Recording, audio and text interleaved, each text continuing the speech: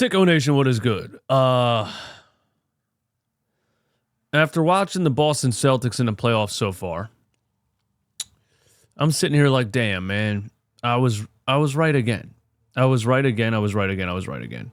My prediction was that Joel Embiid was going to come back and the Sixers were going to end up in the 8th seed and play the Boston Celtics in the first round. And I thought they stood a good chance. Everyone's been overhyping this Boston Celtics team all season. I'm telling you right now, they're the Dallas Cowboys of the NBA. They're the best team on paper all the time, but they do not have what it takes to get there.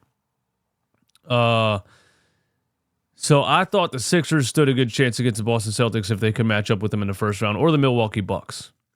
I was also saying the whole season that I didn't want to play the New York Knicks. Not because I thought the New York Knicks were overall better talent-wise. I thought the New York Knicks had some things that we didn't have. Rebounding, heart, dog mentality. And I thought that they pose a terrible matchup for the Sixers because they expose the weaknesses that we had. And that's exactly what happened. I really think the Sixers winning that Miami Heat game, play-in game, was the end of their season. If they would have just lost to the Miami Heat, they would have stood a much better chance against the Celtics than they did against the Knicks. And that's my take on it. Here's what I want to say.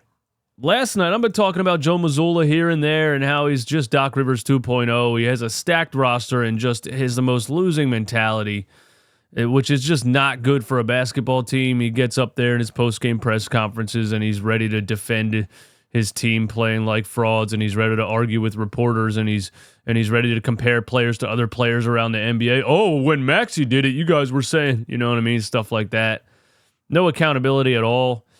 And Jason Tatum, I say all the time, I feel like Jason Tatum expects something from the NBA. He kind of, the body language I see on the court from this guy, it kind of tells me that he seems like he thinks he deserves something. He's constantly yelling at officials. He seems like he kind of acts like he's accomplished something already, and he deserves some kind of respect. And that's a problem that I have with his mentality.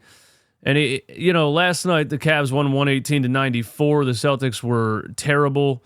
The coaching was terrible. They let Donovan Mitchell go one-on-one the whole game, and he killed him when it mattered the most.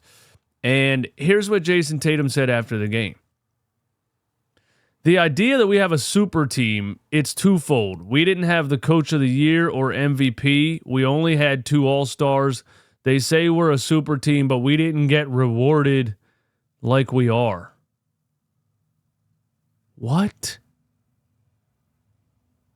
What kind of mental gymnastics are you doing to defend losing? You know what I'm saying? This is excuse making. This is Ben Simmons type of stuff, Doc Rivers type of stuff, Tobias Harris type of stuff, James Harden type of stuff. This is excuse making when you lose. Well, we're not really a super team. Well, we don't have the coach or the MVP. Whoa, this or that. I'm telling you guys, I don't know why everyone's acting like Boston every year is going to sweep their way to an NBA championship. I have not believed in this team. I don't believe in this coach, and I think they're massively overrated. He also said this. He said, I know nobody wants us to lose. We're supposed to win every game by 25. Bro, these dudes have an absolute fraudulent mentality. Derek White, I say it all the time. I say it jokingly that Derek White's the best player on the Boston Celtics. Derek White so far in the playoffs has been the best player on the Boston Celtics. I love Derek White, but this team's not winning a championship if Derek White is the best player. Also, Kristaps Porzingis, when they made that trade, I was like, I'm not worried about it. He's going to be hurt like he always is. Calf strain. Has missed 3 games now. I don't think he's coming back anytime soon if you watch that replay of that calf strain. You guys give me your thoughts and opinions in the comments. Do you think the Sixers had a better chance against this Celtics team than they did against the Knicks? And what do you think about the NBA playoffs after watching last night's Celtics-Cavs game?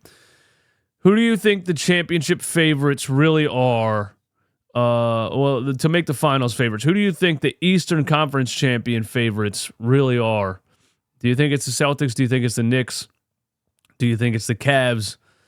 Do you think it's the Pacers? And who you got coming out of the West? I have been predicting that the Celtics will get to the finals just because the East has looked so weak in like the last month leading up to the playoffs and everything, but I'm starting to believe what I was saying in the beginning of the season, which is I don't even know if they're going to make the finals. But if they do, Minnesota's going to smack them.